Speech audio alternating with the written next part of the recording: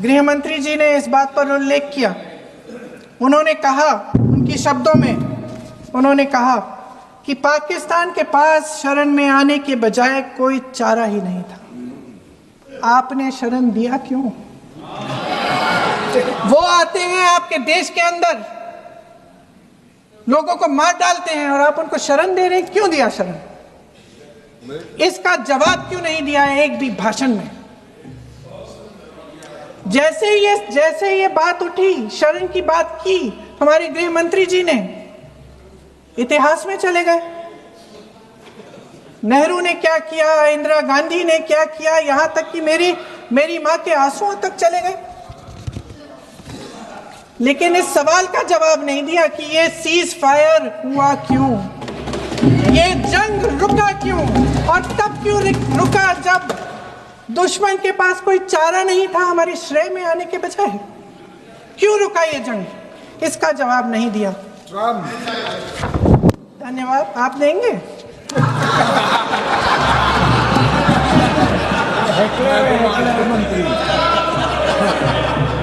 देना भाई देना, आपको टाइम मिलेगा तो। टाइम नहीं मिलेगा आपको शायद। वैसे महोदय, मेरी माँ की आंसू की बात किए, मैं इसका जवाब देना चाहती हूँ। मेरी माँ के आंसू तब गिरे जब उनके पति को आतंकवादियों ने शहीद किया, जब वे मात्र 44 साल की थी। और आज अगर मैं इस सदन में खड़ी हूं और उन 26 लोगों की बात कर रही हूं, मैं इसलिए कर रही हूं क्योंकि मैं उनका दर्द जानती हूं, महसूस करती हूं।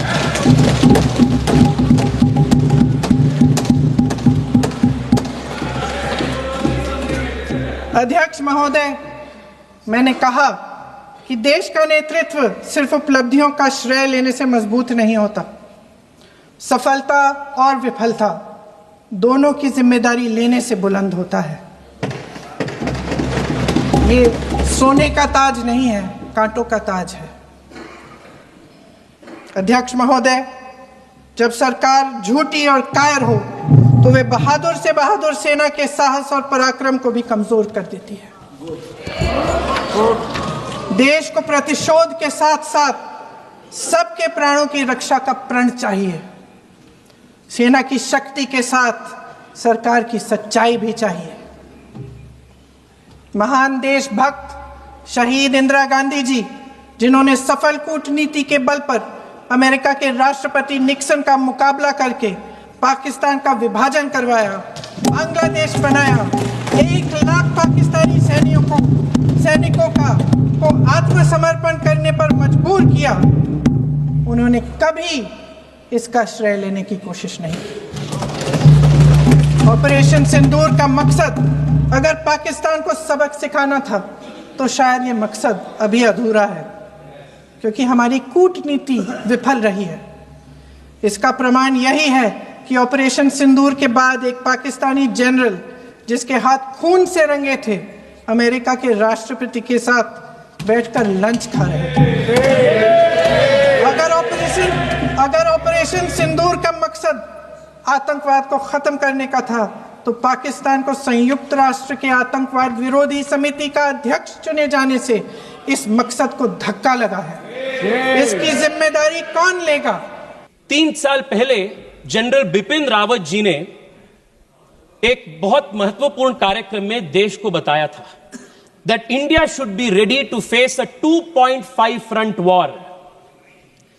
मैं आज इस देश को इस महत्वपूर्ण सदन से बताना चाहता हूं कि दिस 0.5 फ्रंट जो है वो कांग्रेस पार्टी और इसके इकोसिस्टम है, जो भारत के अंदर से भारत को खोखला करने के लिए काम कर रहे हैं। और मैं बहुत जिम्मेदारी के साथ यह बात कह रहा हूं मैडम, और मैं तथ्य के साथ इसको प्रूव करूंगा। मैडम, आज कांग्रेस पार्टी ने टेररिज्म के बार इतना बड़े बड़े बात कह रहे, बड़े बड़े बात, but what has been the consistent policy of Congress party towards terrorism? Madam, एक ही उदाहरण देना चाहता हूं। 2004 में जब इनकी सरकार सत्ता में आई, what was the first step that they do? It was to repeal the POTA act. 2001 parliament attack के बाद भारतीय जनता पार्टी के नेतृत्व वाली एनडीए सरकार अटल बिहारी वाजपेयी के नेतृत्व में देश को सुदृढ़ बनाने के लिए, टेररिज्म को खत्म करने के लिए, for the first time in this country we introduce a legislative framework. I want to remind you, madam, when Rajiv Gandhi, madam, when Rajiv Gandhi का ट्रायल चल रहा था, राजीव गांधी जी का ट्रायल चल रहा था, मैडम, जब राजीव गांधी जी की डेथ की, टेररिस्ट से हुई डेथ की ट्रायल चल रहा था, trial court said we do not have exclusive terror legislations to prosecute. This was the state of affairs of this country. 2001 के बाद हमने पोटा कानून लागू की, पर आप सरकार में आते ही पहली चीज आपने पोटा को दुरुस्त किया. यू रिमूव पोटा. और क्यों किया आपने?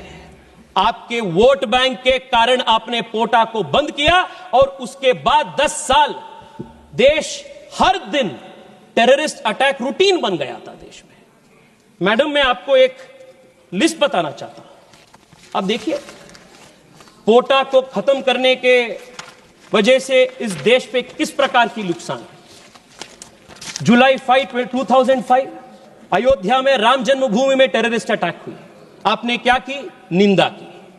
2005 जुलाई 28 जौनपुर श्रमजीवी एक्सप्रेस पे बॉम्बिंग हुई. 15 लोग से अधिक लोगों का मृत्यु हुई. आपने क्या की? निंदा की. अक्टूबर 29 दिल्ली, दिसंबर 2005 बेंगलुरु IISc, फरवरी 2006 गुजरात अहमदाबाद स्टेशन में बॉम्बिंग. 2006 मार्च वाराणसी कंटोनमेंट स्टेशन. जुलाई 11 2006 मुंबई महाराष्ट्र ट्रेन बॉम्बिंग, 300 से अधिक लोग की मृत्यु हुई.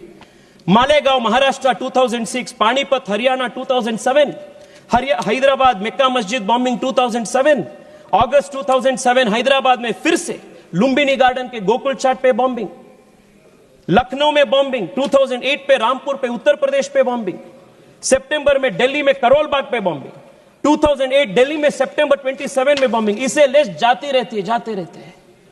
In just 10 years of the UPA government between 2004 and 2014, more than 8,000 civilians were killed because of terrorist attacks in this country. 8,000 terrorist civilians were killed. आपने NIA को week किया. आपने जो कानून था वो कानून को ध्वस्त किया. और सुनिए, मैं बताता हूं आपको हमने कैसे NIA को मजबूत किया.